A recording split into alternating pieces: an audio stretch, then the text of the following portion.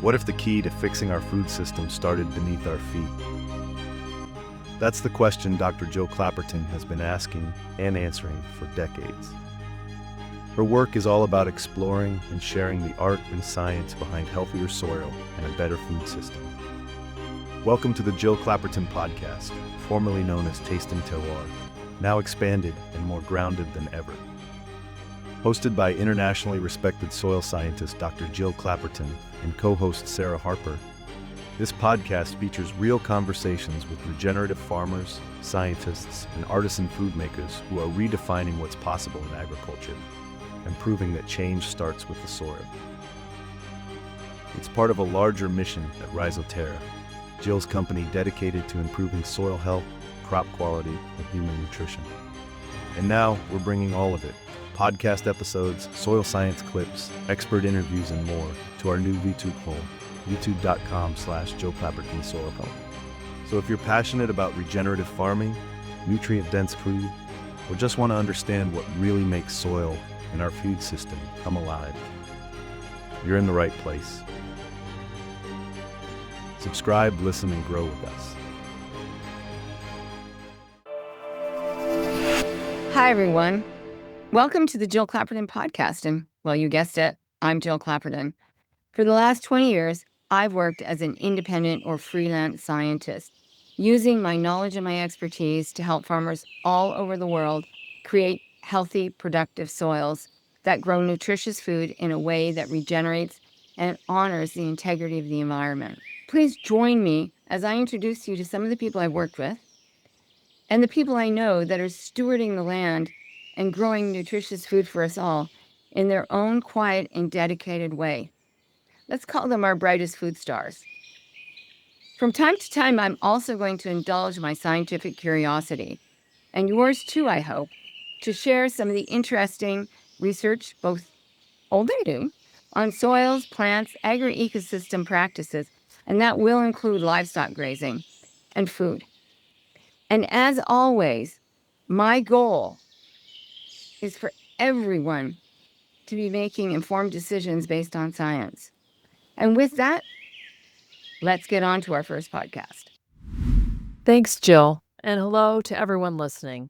I'm Sarah Harper, your co-host for this podcast and executive producer of content for Regenerative.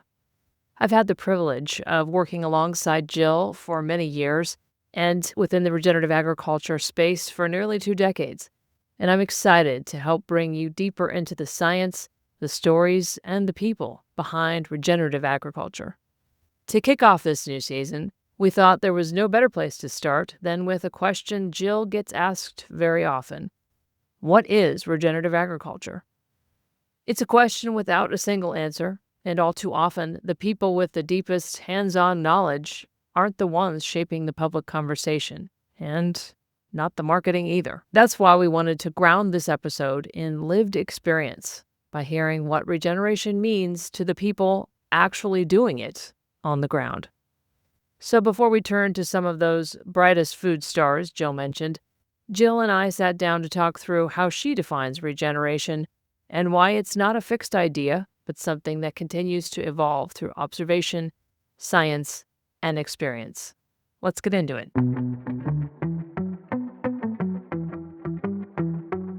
You know, Sarah, the reason that I thought about this for this discussion was because there's a lot of people claiming they're regenerative, and it's like, well, are they not? The question comes up, like, I'm doing all these regenerative practice and they only do that. How can they call themselves regenerative when I'm doing so much more? I think for me, one of the things is if somebody is taking steps. Now, you may have taken a lot of steps years ago and then just kept moving on. But if your neighbor's taking 2 or 3 steps forward and getting there, then be supportive instead of going, well, you're not doing enough. Everybody needs to do what they need to do.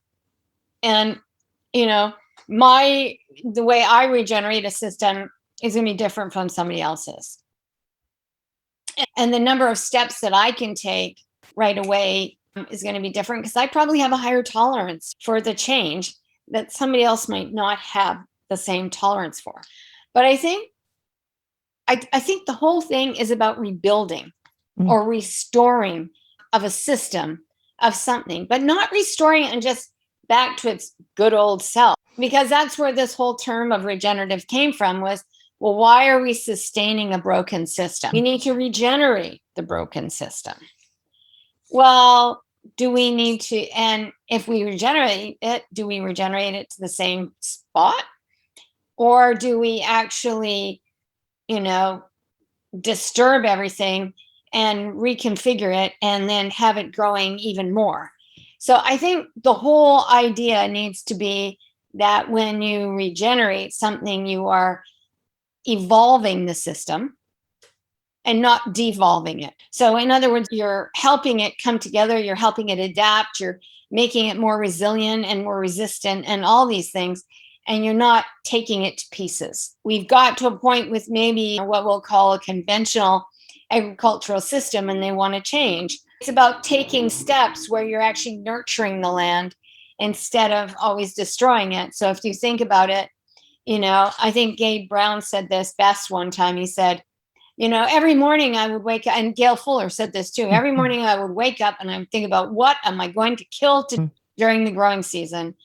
I mean, you want to stop that. That even just stopping thinking that is regenerative. Just pulling out the nitrogen IV and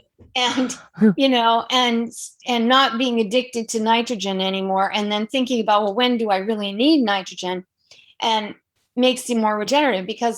And let's think about that. You're more regenerative because now you're regenerating economy. Now I'm lowering my costs of production. I'm putting more money in my pocket. Maybe that means the family and I can go on a nice vacation or something, or I can get something else. I mean, that's regenerative too. Regenerating rural economy, being able to put in a small scale packing house or a mobile slaughter facility. So somebody has a job, somebody in your community or some family in your community has a job. That's regenerative as well. But I think regenerative is this whole system. It's not one thing. It's not taking a step. It's not prescriptive. And that's the one reason this term came up, I think, was because nobody wanted to be prescribed that this is the only way you can be sustainable. This is the only way you can be regenerative. The idea is that it's not prescriptive at all. It's very authentic. It's very grassroots. I'm doing all these things to benefit the environment, to benefit my community, to benefit myself, to benefit the climate. And I'm going forward. I'm regenerating a better system. And your system may look totally different from mine, but mine might be fully regenerated too. Yeah.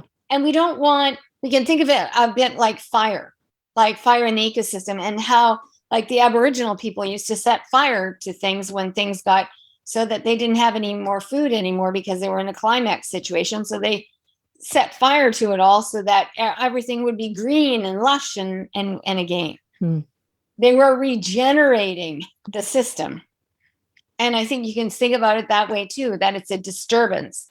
If a grassland is static and everything is old and they're all overgrown, then putting animals in there or lighting a match or something like that is going to regenerate the system and make it productive again. How do you get around that human tendency to want to put a box around it though?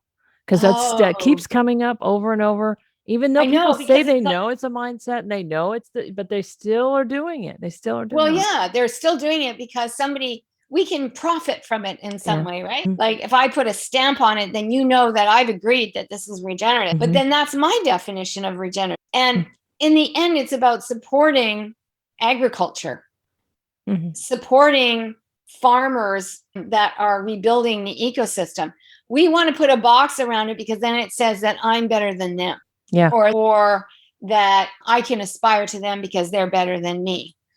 Instead, let's just make it transparent. If you're being regenerative, then what are you doing that's regenerative? Why don't you just tell me? What are you doing? Are you just stopping the use of pesticides? Well, okay, maybe you could go farther. But if I'm the consumer, I have a choice then. I'm like, well, this person here has stopped pesticides and stopped doing this and has shown that their water is clean and they have no more nitrates in it. Well, I'm going to buy from them because their produce is the same price as this other one and they're not doing nearly as much. Because it's the same with the organic certification. It's a certification. It says that you made this level. And when we were when we were creating a national standard in Canada for organics, we had the same thing. It was like, but I'm certified in this agency and we do so much more. Why don't you want to set to our standard? And it was like, we have to set a baseline level that nobody goes below. But after that, if you want to be better than somebody else, that's up to you. When we set this level, then that was all. Right. It's like, I can live up to your expectations or I can step down to your expectations. Yeah. And everybody's going to have slightly different expectations. It's almost like I would like to see it as a way to help consumers understand it, regenerative displayed as like a path, because it is this journey that never ends, as opposed to like a done list of practices that you've now completed, but like a path that maybe that flowers out all over the place. And then people could like color in the parts that they've done. I like it. And that's the whole idea of transparency, right? Is where are you on this scale? Do you have clean water? Have you checked? Do you have pesticides on your food? Where's your pesticide test? We're always guarding against the minority. And this is about majority of people. And you're going to have a different regenerate. And I think that's the point of this whole series, is your regenerative is going to be different from my regenerative, which is going to be different from somebody else's regenerative. And that's the whole point, is to show that there's this really broad definition of what this is. But I think everybody will agree, we know what it is not. Yeah. We know that it is not about polluting the environment. We know that it is not about coating this food with pesticides. We know that it is growing things in a way that keeps our soil healthy. So that's part of what regenerative is. And regenerative is a system. I think the other thing is that when we do the box, everything is dissected. Yeah. Right? I mean, I'm a scientist. Everything is reduction. Like, well, what are the parts that make the whole? Yeah. Well, let's just have the whole and accept that the whole this is the whole. And then in the next 2 years, this will be the whole. And then the next few years, this will be the whole. Really, the only way you're going to understand the regenerative nature or story is if the brand they're working with knows the farmers that they're working with, because just accumulating a set of practices and giving a lump amount of data, it's better than nothing. But in terms of really understanding the context of what happened and what's the change over their baseline, how are they improving on that same spot year after year over 10 years? You can't get any of that if you don't know where the supply is coming from. So it maybe is a pointer back to the importance of knowing the farmer, which I know everybody wants, all the consumers say they want, but that would require a real change in the system that we have for sourcing ingredients. Absolutely. And maybe that's a way to think for the food system to think about regenerating itself, because there's a lot pushed on the farmers and there's a lot of responsibility there. They have, they're managing the basic resources. That's where all the impact is. But the food supply chain itself has a lot to answer for too. And maybe some of this thinking about journey and about change and disruption I'd like it if they'd think about it too. So that brings up the next part, is like, let's not think about this just in terms of agriculture. Right. Yes, the food system should regenerate itself as well. Absolutely, it should be. And I think there's a number of brands that are trying to do that, but trying to work with farmers and know their farm, know where they're getting it from and things like that. I think they are. I think if anything that's happened with COVID, it's more people are doing things for themselves, like they're actually cooking. They're actually making things. They're trying to be a little bit more like their ancestors and actually putting food by. And some people are learning that for the first time in their lives, like how to can something. I think that this whole idea of regenerative, it's about doing things that are right for the ecosystem too, right for your community. We often ask ourselves, why is it so hard to be right? Why is it so hard to do something good? Sometimes it seems way easier to do something that's not nearly as good. Yeah.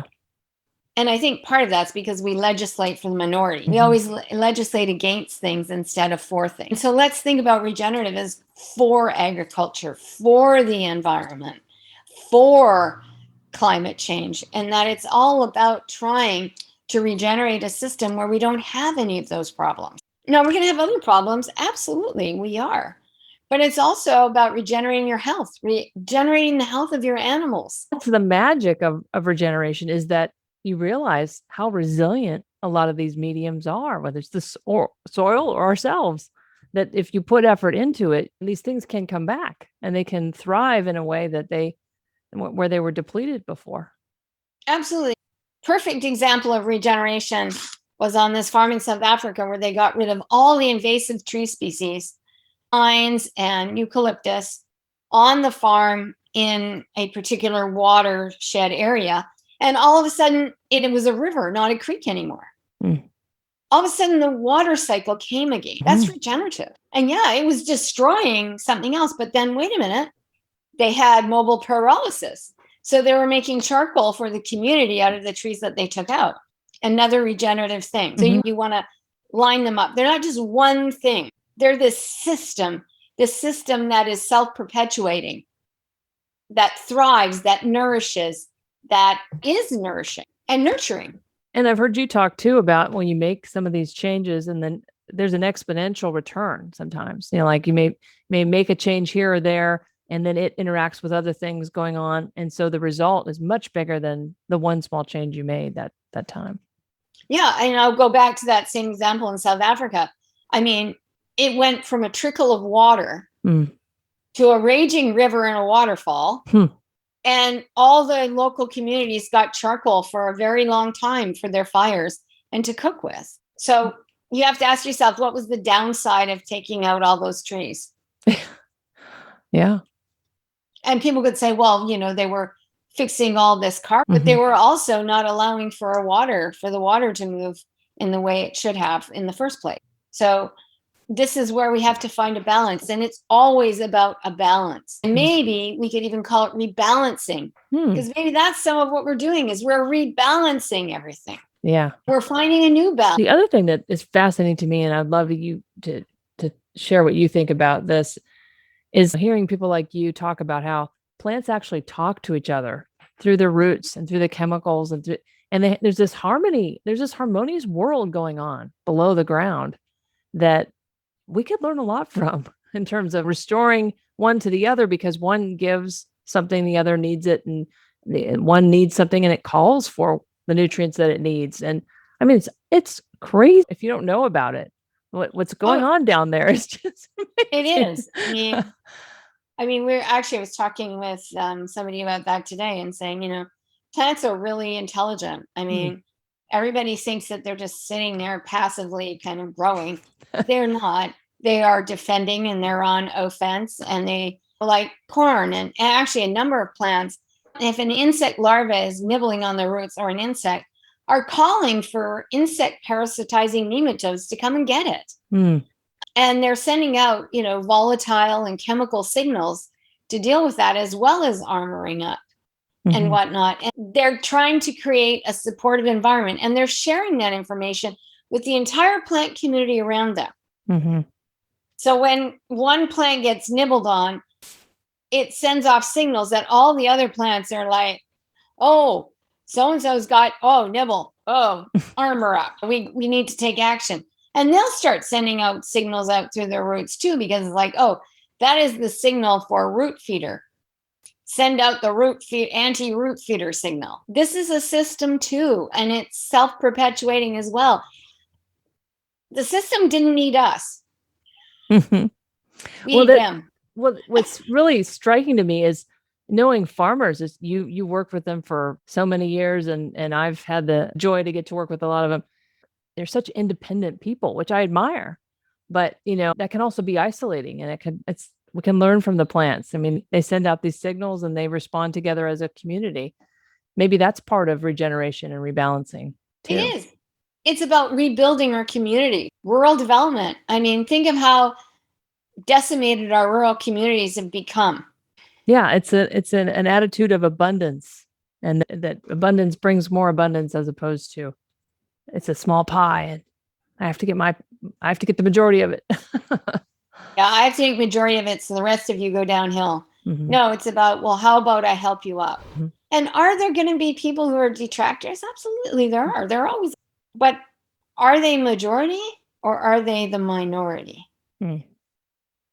probably they are the minority. So why are we so focused on the minority instead of the majority? We need to be focused on the people that are doing a great job of it. And we need to be propping them up, and we need to be helping the people who want help. One thing I would say that is true about everybody I know is they have field days on their farm because they want people to see what they're doing, and they want to share. They want to share what they're doing. Most of the farmers I know that are doing a great job of growing, that are really innovative, that are doing really well, will tell you anything you want to know. You just have to ask, and they'll share.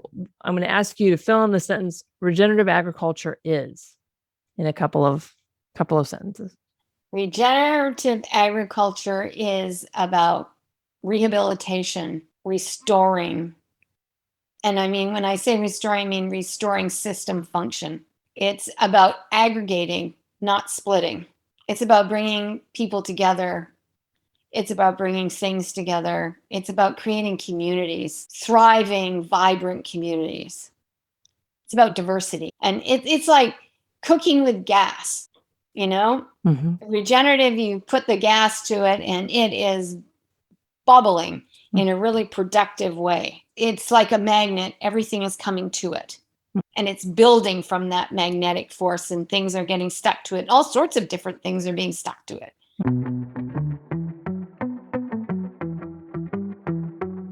It's always powerful to hear this perspective from someone like Jill, a soil scientist who has spent decades not only studying the science, but also working directly with people putting it into practice, and putting it into practice herself as a farmer and farm consultant.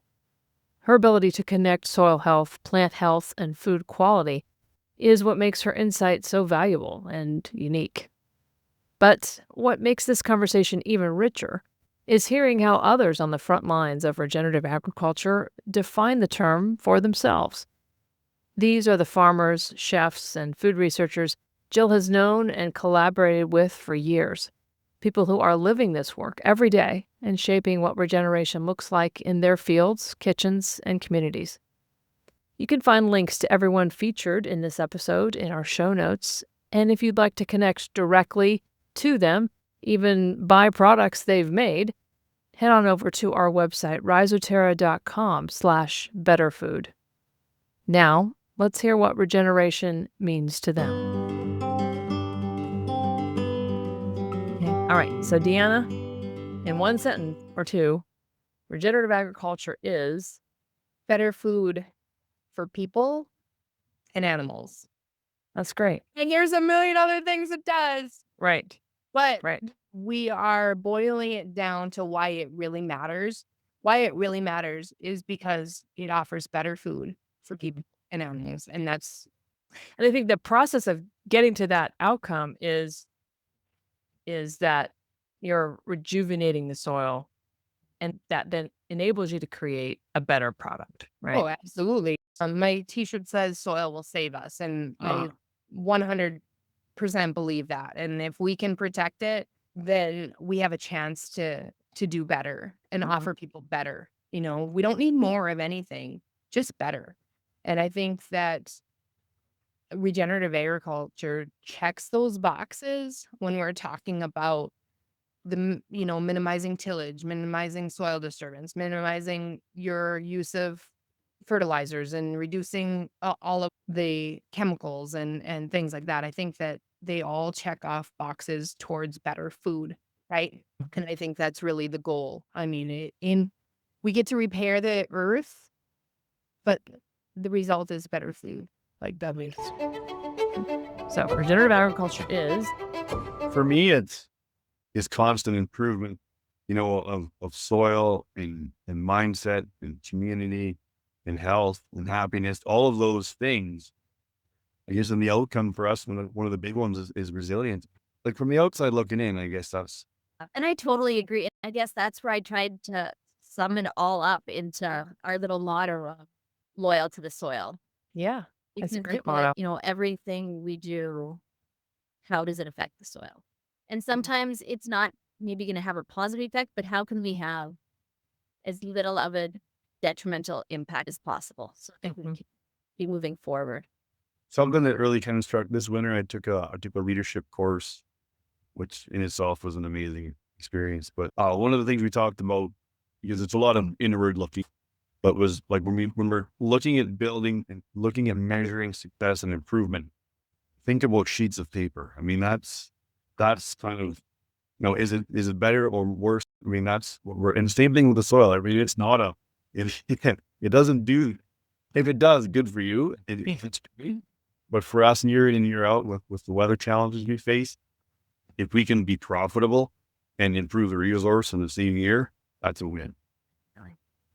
Because I think what happens sometimes is profitability comes at the cost of the resource, and people will talk about it. How would you complete the sentence? Regenerative agriculture is a work in progress. I think that it needs much more widespread adoption, and I'll have some ideas on how we can bring that into being. But regenerative ag can solve two major problems. One is carbon. We raise venture capital. We talk to investors all the time, and I see the things that people are trying to get rid of carbon with, and they're not going to work, not in time. And farmers will change much faster than corporate middle managers, I'll be honest. But we still need to create the incentives and have the tool set to make it work and scale. That is really the big challenge right now, is making it scale and scale quickly in time to defeat this carbon problem. And along with it, a lot of nutrition challenges, getting more nutrient density. You're right. That's a really good health. point.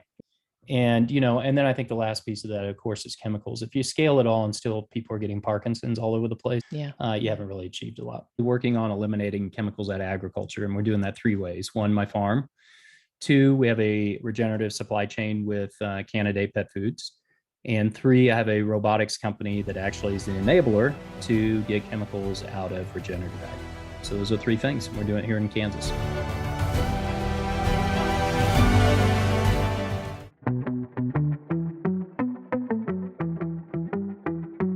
Where regenerative is different from conventional and organic is it's about the outcomes. Growing up, we were on a conventional farm, and then in college, I was in environmental chemistry and learning about all the issues with herbicides and that type of thing. I ended up, me and my dad and my brother, we transitioned our farm to organic coming out of college.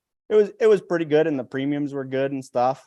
The organic standards were a little bit frustrating for me in that they weren't letting me build a better product. They were just limiting me on what I could do. I think it's a really interesting point. We want standards, and standards are important. Definitions are important. If you don't have them, it's easy to have people kind of fool others about, say they're doing something that they're not. So that's certainly understandable why people would want standards. But the flip side that doesn't often get talked about is that standards, as I've heard from others in our community, standards can end up being like a lowest common denominator system, and a very, like you've just said, a restrictive system, because they have to test for certain points and only those points. So it can be very limiting in how you get to the outcome. Like with organic, I didn't find that we were looking at outcomes. We were always just looking, well, what's going in? Well, we should limit these things that go in, but then we're also limiting some of these other beneficial things that we could put in. But if the certifier said, well, no, we don't really want those, well, then you just can't use them. I didn't feel we were getting to a point where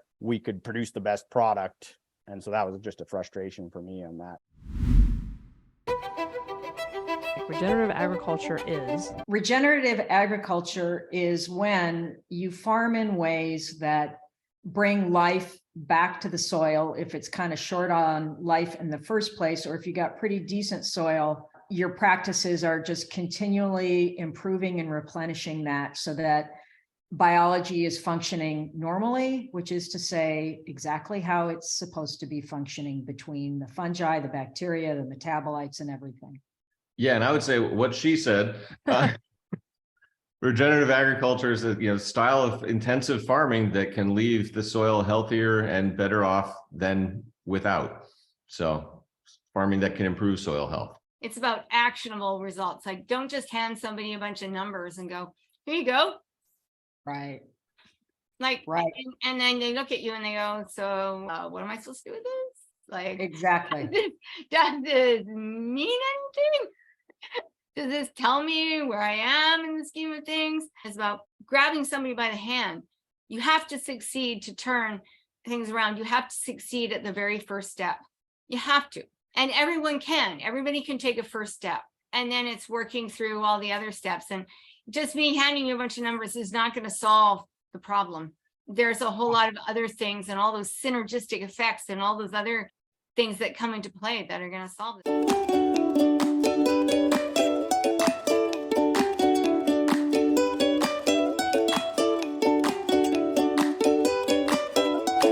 I know there's a lot of talk about regenerative in grains or in meat, but the fresh section seems it's a whole different kind of ball game. You know, we've been growing watermelons for 7 years. We've really never had to go to the same. I think we've grown watermelons in the same field one time. Everything else has been a totally new field that's never had watermelons before. And we should be able to support easily 10-year rotations where a field won't have watermelons again for 10 years. Wow. And so that's amazing. To me, that's a really secret weapon that we have. And in terms of keeping all the micronutrients that watermelons like fresh, all the disease pathogens and things like that low, and optimizing flavor and quality every single year that we grow them. This regenerative agriculture is? Regenerative agriculture is life. Wow. That's good. You know, I used to talk about when I started out of the conventional world and started, you know, cutting back on pesticides, and I was doing a lot of speaking at conventional conferences, and I got started being asked to speak at organic conferences because cover crops are pretty new there also. And I was shocked because I just viewed organic as awesome outside of tillage. Mm-hmm. But I realized, sadly, that organic and conventional agriculture are basically the same. They're both systems designed to kill. Both those farmers wake up every day. What do I have to kill today? You know, is it a bug? Is it a weed or what? And we need to start waking up every day thinking, what do I need to grow today?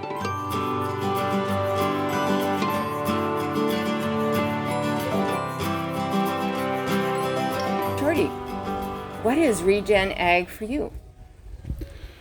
Well, again, that is a very loaded question, and I could say it depends, but you know, that's just cliche. But I will start off with one of my mantras saying that a wise man knows nothing. So I refuse to label something because I don't think that regen ag is something that should be labeled. However, to me, regen ag means fostering a community which supports and encourages life. And not only does that community happen in the soil or on the plant, but it happens by encouraging a community that fosters life, whether it be from the microscopic to the macroscopic. That to me is regen ag because we are supporting life. Now, Gail Fuller, he hit it right on the head when he said it's life, because he's spot on. But I think that it just needs to be expanded just a little bit more just to include the community aspect, because you and I both know that none of this can happen all by doing it yourself. You need support. And the microbes, agriculture, it's all the same. It needs support. So by fostering that community of life and doing things that encourages life, I think that's a very broad spectrum definition of regen ag that could be supported by a lot of people.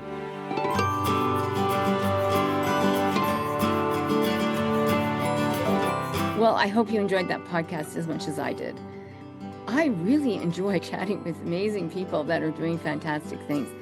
I just can't help being enthusiastic for the future. And I hope that it gives you a sense of hope. Hope that we're always going to be able to cope with climate change, and we're always going to be able to grow enough nutritious food for everyone. And that agriculture is really going to be the answer to a lot of our problems. It is the solution. The future is bright, and we should all be hopeful. And more than anything, I hope I'll see you the next time. Bye for now.